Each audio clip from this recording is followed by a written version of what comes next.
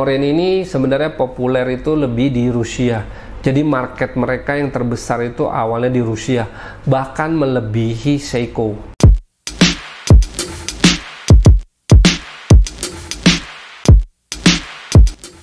Halo semua, selamat datang lagi di channel Arloji. Hari ini gue mau bahas jam tangan yang sebetulnya itu udah banyak diminta sama subscriber gue, yaitu jam tangan Orient. Cuman karena gue nggak pernah punya jam tangan ini, jadinya gue nggak pernah bahas jam tangan ini. Gue sebenarnya suka banget sama jam tangan ini dan pengen banget beli jam tangan ini sebetulnya. Cuman karena gue nggak suka terlalu banyak jam tangan, gue juga bingung nanti pakainya gimana. Jadi gue nggak pernah beli dan gue nggak pernah bahas. Tapi akhirnya gue punya jam tangan ini. Nah, jam tangan ini adalah Orient versi diver yang disebut Kano. Jadi ini keluaran baru juga dan sudah gue pakai. Makanya sekarang gue mau bahas sejarah dari jam tangan ini. Sebelum gue bahas lebih jauh, sebenarnya jam tangan ini adalah jam tangan yang menurut gue paling value for money. Artinya apa? Apa yang lo keluarkan dengan apa yang lo dapatkan itu sangat-sangat worth it. Dan banyak juga yang nanya gue juga di kolom-kolom komentar, jam tangan apa sih yang sebenarnya gue rekomendasiin kalau lo sebagai pemula mau mulai main jam tangan mekanik. Dan menurut gue ini adalah jam tangan Orient. Memang secara brand dia kalah sama Seiko, tapi harganya itu juga di bawah Seiko. Kalau mau lihat kualitas movement dan kualitas buildnya, itu nggak kalah sebenarnya sama Seiko. Boleh diadu bahkan. Dan lucunya, movementnya walaupun di range harga segitu, harga di bawah Seiko, dia udah bisa manual winding sama hacking. Ini yang nggak dipunya sama Seiko di range harga segitu.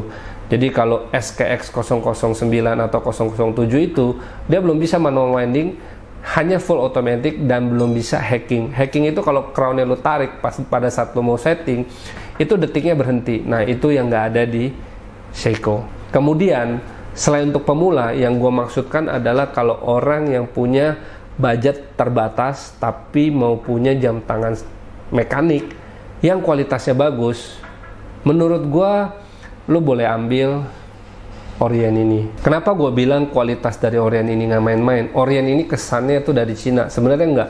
Ini adalah jam tangan dari Jepang. Dan jam tangan ini punya sejarah yang panjang juga. Hebatnya, movementnya itu masih in-house. Jadi cuma 3 jam yang movementnya dibuat sendiri oleh Jepang.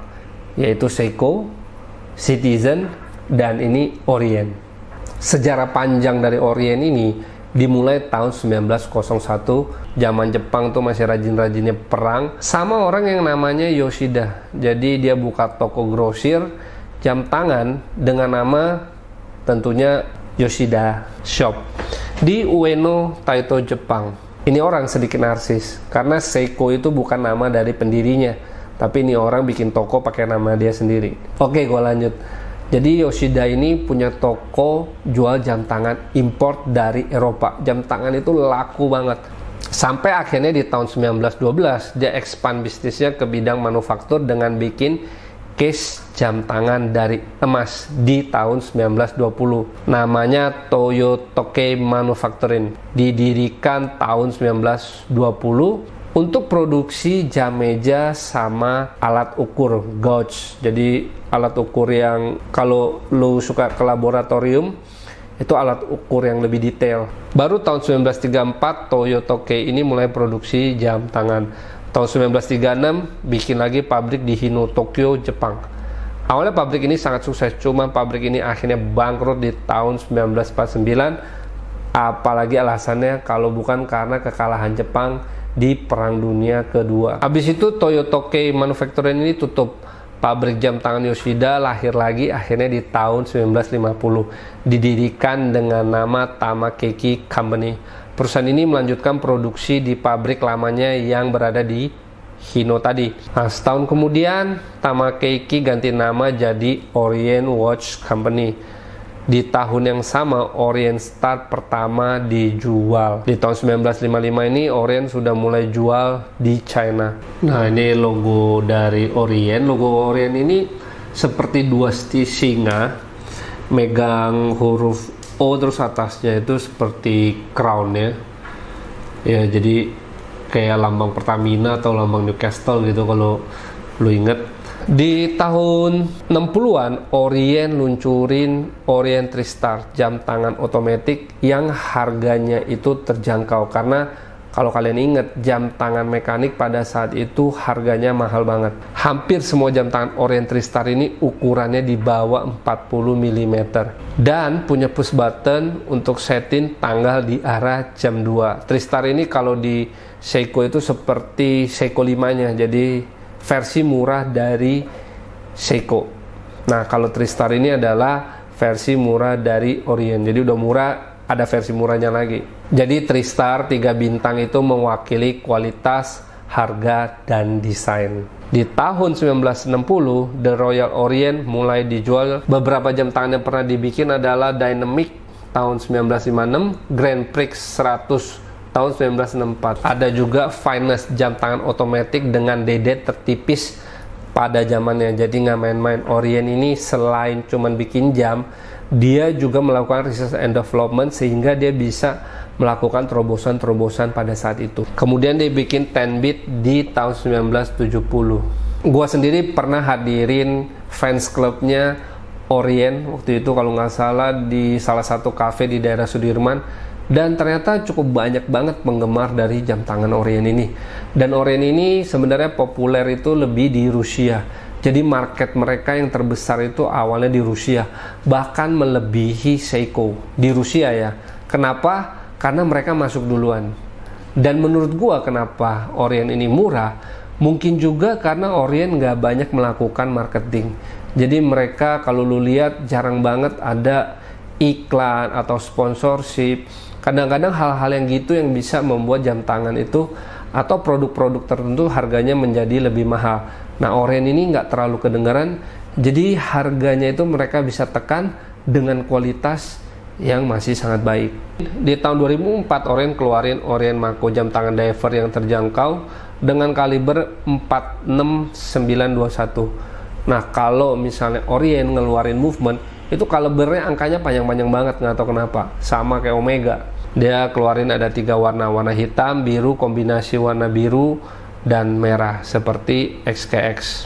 Di April 2016 Orient luncurin Mako 2. Mereka upgrade movementnya ke kaliber F6922 yang sudah bisa hacking dan manual winding dengan akurasi plus minus 15 detik per hari. Jadi 15 detik per hari ini memang bukan yang terbaik, karena kalau lu mau yang sekitar 2-3 itu harganya udah ratusan juta rupiah. Jadi untuk Seiko juga plus minus 15 detik, jadi kurang lebih sama. Nah, dengan keluarnya kaliber ini berarti dia movementnya sudah lebih baik daripada Seiko yang belum bisa manual winding sama hacking. Padahal harganya itu di bawah Seiko.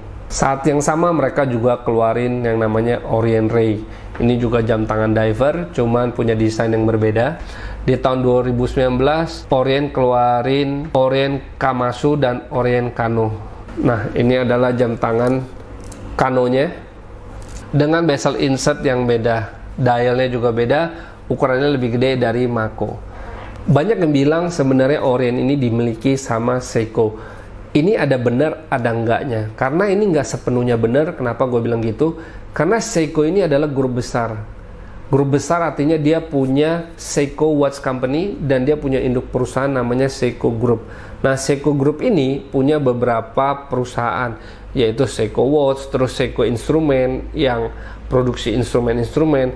Kemudian dia ada gabung sama Epson, jadi Seiko Epson. Nah, Orient ini di bawahnya Seiko Epson. Jadi kalau bisa dibilang ini bukannya di bawah seperti bapak dan anak, tapi lebih kayak om sama ponakan.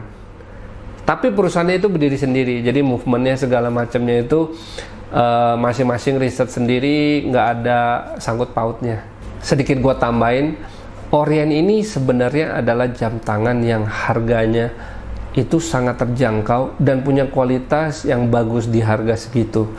Walaupun harganya murah bagi para penggemar jam, sebenarnya Orient ini cukup dipandang karena ini bukan merek sembarangan, mereka in-house juga, punya kualitas yang memang juga bagus. Dan hanya saja memang kelemahannya brand ini nggak terlalu wah karena mereka sepertinya jarang banget sponsor selebriti atau event-event olahraga, sehingga brand ini memang kalah sama Seiko.